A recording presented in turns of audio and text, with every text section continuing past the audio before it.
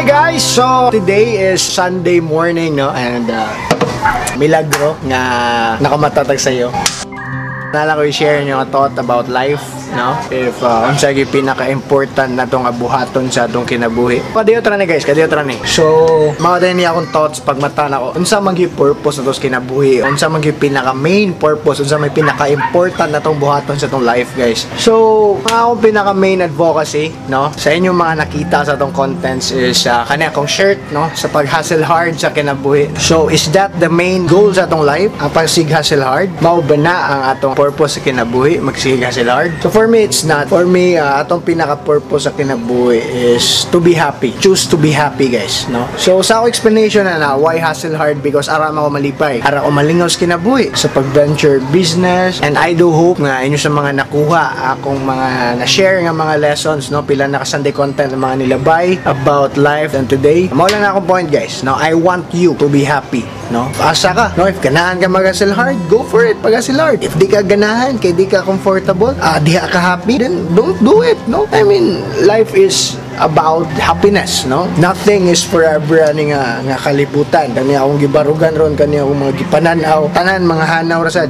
Kita, syempre natay lifespan ani nga earth. So dapat be happy, no? It's a very simple word, happy, but it's very important sa tong life. Choose to be happy because happiness is a choice, not a result. You want to be rich? Then go for it. Work for it, no? Want to be middle class lang, ara ka happy, or to remain poor, ara, go! Now in life, I encourage you to attract positivity, no? Positive aura. I want you to attract good vibes. As we all know, karon tuiga, no, it's very difficult year for us. So I want you to find your happiness. Ginahan ko nga sa likway ninyo yung mga drama sa kinabuhi, no? Sometimes happiness is very difficult to find, no? Yeah, sakto yun. Because naiuban na nila tanan pero di sila happy.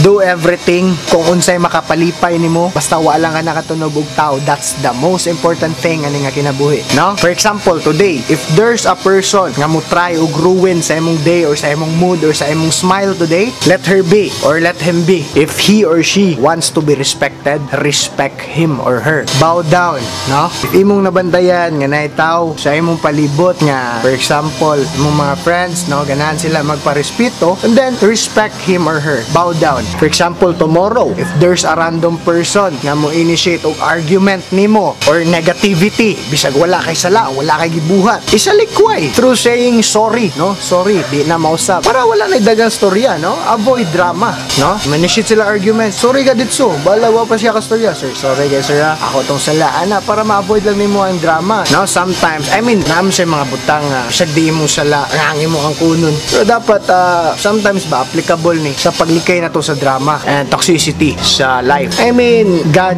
wants us to be humble, humility. Ganahan ng Ginoo na magpaubos ta. Kaya siya rin bahala tanan, no? God will do the rest for those stuffs, right? Basta sige lang magpaubos, siya na bahalag pasaka ni mo diya, no? Baga mo din na yung sikrito para nakakadiri. Sige ka paubos, magsigag pa daog-daog, mas maayo na guys, no? Kaysa ikay manunubog tao, no?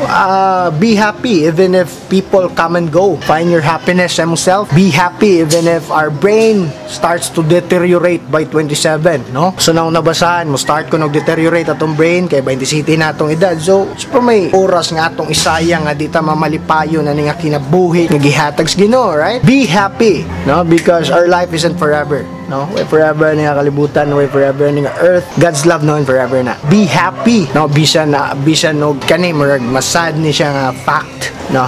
Kung ikaw guys, mag-serious na kasi mong life, friends are getting fewer, no? Sahay gani, friends will leave if mag-start na mag-serious sa mong kinabuhi. So mapabilin lang guro mga tunay. And a very last thing nga ako encourage para ma-happy mo, baga karon guys, start your day with a happy mood, spread sa inyong family diya og positive aura. Be happy even if our parents getting older. Now of course, kung ato na di asa na sila padung, humans is humans. Mahanaw rin tanan naning kalibutan. So sulita ang mga time nga gihatag sa Ginoo nimo, pagpakamalipayo na ning kalibutan, pagpakamalipayo na ning kinabuhi nga yang gihatag, problems natural na, challenges natural na, gihatag na sa Ginoo para mas muligon ta. So kana lang yun guys, karon nga Sunday, mora na akong thought, pagbangon ako sa buhaton doon ako ron na makapahappy na ako. And kinahanglan ko i-share ni. I want you to be happy in life. I want you to find your happiness.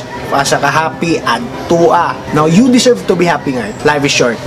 Start your day with a smile. Tomorrow, if exhausted ka sa work, tired ka sa work, then you deserve to rest. So man, lastly guys, alam ko na istorya. Do not forget to thank God every single day. You deserve to be happy, heart.